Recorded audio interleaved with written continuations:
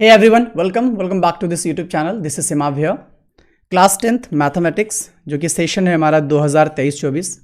ये पूरी की पूरी वीडियो सेशन में हम 10 इंपॉर्टेंट MCQs जो कि प्री बोर्ड और बोर्ड दोनों के लिए इंपॉर्टेंट रहेगा इस वीडियो के अंदर डिस्कस करने वाले हैं।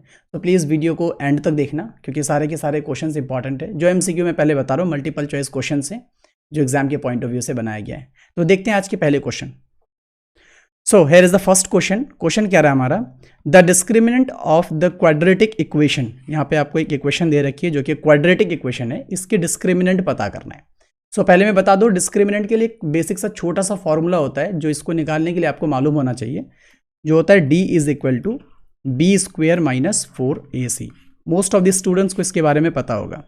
तो हम देखते हैं इक्वेशन है हमारा 2x square minus 5x minus 3 is equal to 0। ये हमारा इक्वेशन दिया हुआ है। अब इसमें से हमको फाइंड आउट ये करना है कि d निकालने के लिए b, a और c पता करना है। तो यहाँ जो a होगा हमारा ये 2 हो जाएगा और b जो हो जाएगा यहाँ हमारा -5 हो जाएगा एंड c जो होगा यहाँ पे -3 हो जाएगा। अब हम इस सारे के सारे वैल्यूज़ को पुट करेंगे d is equal to B square minus 4ac में। b की वैल्यू है -5, सो -5 का स्क्वायर माइनस कॉपी होगा 4 कॉपी होगा मल्टीप्लाई है, a की वैल्यू है 2 रखेंगे मल्टीप्लाई c की वैल्यू है हमारी -3, इधर -3 रखेंगे। सो 5 का स्क्वायर जो होगा वो हो जाएगा 25 जो कि नेगेटिव पॉजिटिव बन जाएगा एंड देन यहाँ नेगेटिव है इधर नेगेटिव है, नेगेटिव पॉजिटिव होगा। यहाँ पे मल्टीप्लाई करेंगे 4 × 2 8 हो जाएगा, 8 × 3 24 हो जाएगा। दोनों का सम करेंगे आई थिंक 49 होगा। ऑप्शन में दिया हुआ है 49 बी में, तो बी ऑप्शन आपका राइट आंसर है। होप आपको अंडरस्टैंडिंग हो गई होगी। चलें अगले क्वेश्चन की तरफ।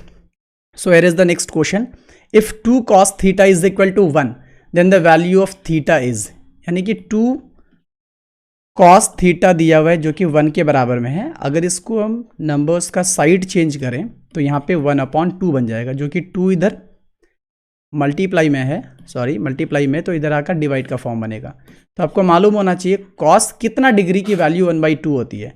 तो हम यहाँ पे इजीली कह सकते हैं cos 60 degree is equal to 1/2। तो इस पॉइंट ऑफ व्यू से हमारा 60 आंसर होना चाहिए जो कि ऑप्शन बी में दे रखी है।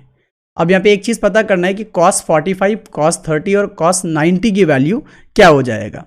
तो यहाँ पे देखेंगे कॉस 30 की जो वैल्यू होती है वो √3/2 होता है। याद रखना, मैं इधर साइड में फ्रेज कर देता हूँ। कॉस 30 डिग्री की वैल्यू हो जाएगी √3/2। उसके बाद कॉस 45 भी मांग रहा है, तो ये आपने याद रखने की बहुत सख्त ज़रूरत है बिकॉज इसका ज़रूरत तो पड़ता ही है आपको सॉल्यूशन के लिए। कॉस 45 का वैल्यू हो जाएगा 1/√2। उसके बाद कॉस 60 जो कि अभी हमने पता करा वो हो जाएगा 1/2 एंड लास्ट में आपसे बोला जा रहा है कॉस 90 के बारे में, जो कि कॉस 90 की वैल्यू हो जाएगी आपका 0 I think.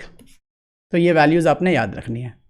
So next question है हमारा, the 7th term of an AP whose first term is 28 and the common difference is -4। यानी कि AP अर्थमेटिक प्रोग्रेशन से क्वेश्चन पूछा गया है जहाँ पे पहला पद दे रखा है फर्स्ट टर्म जो कि A हो जाएगा यहाँ पर 28 और यहाँ पे D भी आपका यानी कॉमन डिफरेंस दे रखा है -4। ये दो इंपॉर्टेंट चीज़ है जो कि दे रखा है। अब आपसे 7th टर्म मांग रहा है यानी A7 की वैल्यू मांग रही है, जो कि फॉर्मूला होता है A + 60। A7 की जब आप निकालेंगे तो A + 60 इसका फॉर्मूला होगा। A की वैल्यू पुट करते हैं 28, 6 इंटू करेंगे D -4 दे रखा है। सो 28 + 6 × 24, सॉरी 6 × 4 -24 जाएगा। सो 28 माइनस प्लस इधर हो जाएगा, या प्लस माइनस जो भी कह लो आप, माइनस में होगा 24। सो 28 से 24 माइनस करेंगे आपका हो जाएगा 4। ऑप्शन पे मैच करेंगे, option B is the right answer, जो कि आपका 4 आंसर होगा। अगला सवाल है, the volume of a cone का वॉल्यूम मांगा जा रहा है जिसमें रेडियस r दे रखा है और हाइट 3r दे रखी है। तो देख लेते हैं, r जो आपका r दे रखा है यानी रेडियस r है और हाइट आपका 3r है। इसकी वॉल्यूम की डिमांड करी जा रही है। So you have to write here volume of a cone is equal to 1/3 πr²h। ये फॉर्मूला होगा। वैल्यू पुट करेंगे 1/3 इंटू पाई की वैल्यू होगी 22/7 इंटू आर जो है आपका आर ही दे रखा है, तो यहाँ पे आर का स्क्वायर होगा। एक काम करें, यहाँ पे 22/7 ना लेंगे क्योंकि ऑप्शंस के अकॉर्डिंग हर जगह पाई दिख रहा है, तो आपने क्या करनी है, पाई ही रहने देना है यहाँ पे, ठीक है। अब आर स्क्वायर हो जाएगा, मल्टीप्लाई में एच की वैल्यू जो आपका 3r दे रखा है, तो यहाँ से आप ले लेंगे 3r। तो इधर आपका 3, ये 3 रिड्यूस हो जाएगा, तो आंसर बचेगा आपका पाई आर क्यूब। इधर का पाई आर स्क्वायर एंड r1 जो कि r क्यूब बनेगा। Option D is the right answer. So please keep in mind. Next question है, the larger of two supplementary angles exceeds by the smaller angle is 18 degree. What is the measure of larger angle? यहाँ पे दो supplementary angle, यानी supplementary specially बात करेंगे, जो कि दो एंगल्स का सम होता है जो 180 के इक्वल में होता है। यहाँ पे दिया गया है, लेकिन एक सवाल यहाँ पे ट्विस्ट दिया गया है सवाल में कि आपका जो छोटा एंगल है वो बड़े एंगल से क्या हो जाएगा, या फिर आप इसको ऐसे समझ लो, बड़ा एंगल जो है वो छोटा से 18 डिग्री ज़्यादा है। तो आप इसे एज्यूम कर लो। हम लार्जर एंगल यहाँ पे एज्यूम करते हैं ए, और आपने स्मॉलर एंगल आपने एज्यूम कर लेनी है B. Just take an example. तो अब यहाँ पे a प्लस बी के हिसाब से हम लिख देंगे 180 डिग्री, क्योंकि दो एंगल का जो सम होगा सप्लीमेंट्री में वो 180 के बराबर में होता है, तो उसको इक्वेशन 1 एज्यूम कर लेते हैं। फिर उसके बाद यहाँ पे कहा जा रहा है कि लार्जर एंगल जो है वो स्मॉलर एंगल से 18 डिग्री ज़्यादा है। तो यहाँ पे a is equal to B plus 18, ये स्टेटमेंट के अकॉर्डिंग हो गया। अब इसको हम अरेंज करते हैं, b को उठा के इधर लाएंगे तो माइनस हो जाएगा, इज इक्वल टू 18, यानी a minus B is equal to 18, ये इक्वेशन 2 हो गया। आगे काम करेंगे फ्रॉम इक्वेशन 1 एंड इक्वेशन 2। तो इक्वेशन 1 में है a plus B is equal to 180 degree, और इक्वेशन 2 में है a minus B is equal to 18 degree. यहाँ सिंबल चेंज करते हैं, यहाँ प्लस से माइनस करेंगे, माइनस से प्लस करेंगे, प्लस से माइनस करेंगे। इधर प्लस माइनस माइनस यानी a डाउन जाएगा, यहाँ पे प्लस प्लस प्लस यानी कि 2b इज इक्वल टू 180 से 18 माइनस करना है। तो इधर हो जाएगा 2, 7 से 1 जाएगा 6, 1। अब 2 के टेबल पे आ जाएगा इधर आपका 81, यानी कि हमारी b की वैल्यू बन गई 81, जो कि हमें ये छोटा एंगल हमने एज्यूम किया, लेकिन वैल्यू जो मांगा जा रहा है वो लार्ज एंगल है a की वैल्यू। तो b की वैल्यू हम पुट करेंगे किस में, इक्वेशन 1 में। तो यहाँ लिख देंगे put the value of b in equation 1। Equation 1 है हमारा a plus B is equal to 180 degree. So a plus 81 is equal to 180 degree. तो a इधर रहने देंगे, 180 से 81 को माइनस करेंगे। So therefore a is equal to 99 degree. यहाँ पे आपको शायद दिख नहीं रहा होगा, आप माइनस करेंगे, आपका a की वैल्यू 99 बनेगा, जो कि ऑप्शन बी दिया हुआ है 99 डिग्री। ये लार्जर एंगल की वैल्यू बनेगी। अगला सवाल है, the prime factorisation of a natural number 288 यानी 288। ईजी है, 288 का आपको क्या निकालना है, प्राइम फैक्टराइजेशन। तो करते हैं इसका 288, 2 के टेबल, यहाँ की 2 से स्टार्ट करेंगे। 2 भी एक प्राइम नंबर है, जो कि यहाँ पे आ जाएगा 144। अगेन 2 से करेंगे, आई थिंक 72, एंड अगेन 36। दोबारा लेंगे 18 आएगा। आगे मूव करेंगे 9 2s एंड देन आपका 3 3s एंड 3 पे 1, यानी आ गई। एक तो 2 के पहाड़े में है, 2 के टेबल में है, सॉरी 2 के सीरीज़ में, और एक 3 के सीरीज़ में है। तो 2 देखते हैं, 1 2 3 4 5, यानी कि 2 पे पावर 5 आ जाएगा और 3 पे पावर 2 आ जाएगा। आंसर हो जाएगा इधर 2 पे पावर 5 और 3 पे पावर 2, यानी option C is the right answer. So please keep in mind. Next question है, find the 31st term of an AP whose 11th term is 38 and the 16th term is 73। यहाँ पे आपका 31st term मांगा जा रहा है, तो ये भी इजी है, बट थोड़ा सा आपको यहाँ पे समझने की जरूरत है। आपको 11th टर्म दे रखी है और 16th टर्म दे रखी है, इन दोनों की मदद से आपको 31st टर्म निकालना है। तो यहाँ जरा ध्यान से देखेंगे, A11 दिया हुआ है 38 और A16 दिया हुआ है 73। क्या हम A11 को A प्लस 10D लिख सकते हैं? बिल्कुल लिख सकते हैं, बिकॉज A11 का ये फॉर्मूला होता है। तो A प्लस 10D का वैल्यू हो जाएगा हमारा 38, जो कि इक्वेशन 1 रहने देते हैं। और A16 को क्या हम A प्लस 15D लिख सकते हैं, जो कि 73 के बराबर में है? बिल्कुल लिख सकते हैं। तो ये इक्वेशन 2 हो गया। अब इन दोनों को अगर हम लेंगे तो यहीं पे सिंबल चेंज करके डायरेक्ट करते हैं, यहाँ प्लस है तो माइनस होगा, प्लस है तो माइनस होगा, प्लस है तो माइनस, तो प्लस माइनस माइनस तो ए डाउन जाएगा, प्लस माइनस माइनस, तो यहाँ पे 10 से 15 है तो 15 से 10 माइनस करेंगे तो -5d इज इक्वल टू 38 से 73 तो माइनस नहीं कर सकते, 73 से 38 माइनस कर दो, लाइक इस तरह से, तो 13 से 8 तो 8 5 हो जाएगा, 6 3 35, सो माइनस में 35 जाएगा, माइनस इधर का आप डाउन करोगे, so 5 7 35, so therefore d is equal to 7। अब d आपका 7 है, अब d की मदद से आपने क्या करनी है, a की वैल्यू पता करनी है। सो आपने क्या करेंगे, d की वैल्यू को पुट द वैल्यू ऑफ, यहाँ पे लिख दो,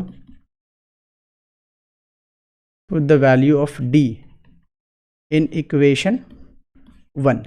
इक्वेशन 1 है आपका a plus 10d is equal to 38, जो कि a plus 10 into 7 is equal to 38, तो a plus 70 is equal to क्या हो जाएगा 38, तो a की वैल्यू बन जाएगी 70 माइनस करोगे, a की वैल्यू होगी 70 से 38 को माइनस करेंगे 2 3 माइनस में 32, ये हमारी a की इधर निकल गई, इधर हमारे d की निकल गई। अब आते हैं हम क्वेश्चन में, क्वेश्चन हमसे मांग रहा है 31st टर्म का, तो a31 का जो वैल्यू, तो फॉर्मूला जो होगा a प्लस 30d होगा, तो a की वैल्यू -32 होगा, सॉरी -32 एंड प्लस 30 गुना आपका क्या हो जाएगा 7, मल्टीप्लाई करेंगे यहाँ पे, तो -32 इधर कॉपी करेंगे एंड प्लस रहेगा 7 इंटू 30 210, तो यहाँ माइनस है यहाँ प्लस है, प्लस माइनस माइनस होता है, तो 210 में से हम 32 को क्या करेंगे माइनस करेंगे, तो 0 हो जाएगा आपका इधर 8 7 1 178 आपका आंसर होगा, जो कि ऑप्शन बी में आपका दे रखा है। होप कि आपको अंडरस्टैंडिंग हो रही होगी। चलते हैं नेक्स्ट, इधर है find a quadratic polynomial whose sum and product of its zeros are 0 and √5। यहाँ पे देखिए क्वाड्रेटिक पॉलिनोमियल पे हमको पता करना है, 4 ऑप्शन दे रखा है इधर, जिसमें से सम और प्रोडक्ट पहले से दे रखी है, जो कि सम 0 है और आपका प्रोडक्ट आपका √5 है। तो हम यहाँ पे इस तरह लिख सकते हैं अल्फा प्लस बीटा जो कि 0 के बराबर में है, एंड अल्फा इंटू बीटा जो कि हमारा √5 के बराबर में है। अब अपन को मालूम है क्वाड्रेटिक पॉलिनोमियल निकालने के लिए एक जनरल सा फॉर्म यूज करते हैं, जो कि होता है x² minus alpha plus beta into x plus alpha into beta, जो कि x² कॉपी होगा माइनस अल्फा प्लस बीटा की वैल्यू 0 दिया हुआ है, तो 0 इंटू एक्स हो जाएगा, प्लस अल्फा इंटू बीटा की वैल्यू √5 दे रखा है। आगे स्टेप लेंगे, x² माइनस 0x की वैल्यू तो 0 ही होगी, तो लिखने का फायदा है नहीं। अब हम डायरेक्ट इसको कॉपी करेंगे √5, यानी कि आंसर हो जाएगा हमारा x² प्लस √5, जो कि ऑप्शन सी में दे रखा है, ऑप्शन सी में। और एक बात, क्वाड्रेटिक पॉलिनोमियल पहचानने का एक होता है कि इसका मैक्सिमम डिग्री कितना हो, 2 होना चाहिए, भले यहाँ पे b और c 0 के बराबर में हो, दैट डजंट मैटर। 1 कभी भी 0 के बराबर में नहीं होना चाहिए, सॉरी a कभी भी 0 के बराबर में नहीं होना चाहिए। तो यहाँ पे हमारा 2 दिख गया और ऑप्शन सी में मैच हो रहा है, जो कि ये क्वाड्रेटिक पॉलिनोमियल फॉर्म हो पा रही है। नेक्स्ट क्वेश्चन है HCF ऑफ 26 एंड 91। काफी इजी क्वेश्चन है, आपको हाईएस्ट कॉमन फैक्टर पता करना है, जो कि 2 नंबर दे रखा है 26 और 91 का। तो इजीली हम इसे डिवीजन मेथड से फॉलो करते हैं। 26 91, आई थिंक इसको आपने 3 बार लोगे तो 3 6 18, 3 2 6 1 7 78 माइनस करेंगे, यहाँ पे बचेगा 13, फिर राउंड करेंगे 26 को लेंगे, 13 2 26। काफ़ी इजी क्वेश्चन था, तो आंसर हो जाएगा हमारा यहाँ पर 13। Option B is the right answer. ये सारे के सारे क्वेश्चंस ऑलरेडी डन किए होंगे आप लोग। आगे क्वेश्चन है how many 2 digit numbers, so please इस पे ध्यान देना, ये एक इंपॉर्टेंट क्वेश्चन फील हो रहा है, डिविजिबल बाई 3, यानी कि 2 डिजिट वाले कितने संख्या हैं, कितने नंबर है जो 3 से पूरी डिवाइड हो जाए। तो ये एक एपी का सवाल है, ये एक एपी अर्थमेटिक प्रोग्रेशन का क्वेश्चन है। तो 2 डिजिट वाले सवाल जो नंबर जो स्टार्ट होगा, ये चीज़ें देख लेंगे, एपी में लिख रहा हूँ। 2 डिजिट वाला जो नंबर स्टार्ट वो तो एक्चुअली 10 से स्टार्ट होती है, लेकिन 10 3 के टेबल पे नहीं आता है, 11 भी 3 के टेबल पे नहीं आता है, 12 आता है। इसका मतलब है कि 12 से ये नंबर शुरू हो रही है, तो हम लिखेंगे 12 15 18, इस तरह से नंबर जा रही है। और लास्ट नंबर 2 डिजिट का 99 होगा, जो कि 3 से डिवाइड होगा, यानी कि इसके बीच में कितने नंबर है जो 3 से डिवाइड हो रही है। तो टोटल नंबर पता करने के लिए हम क्या करेंगे, एपी में काम करते हैं। ए की वैल्यू हम ले लेंगे 12, जो कि डी निकालने के लिए हम करते हैं A2 - A1, यानी कि 15 यहाँ से और 12 इसको माइनस करेंगे, तो हमारी बन जाएगी 3।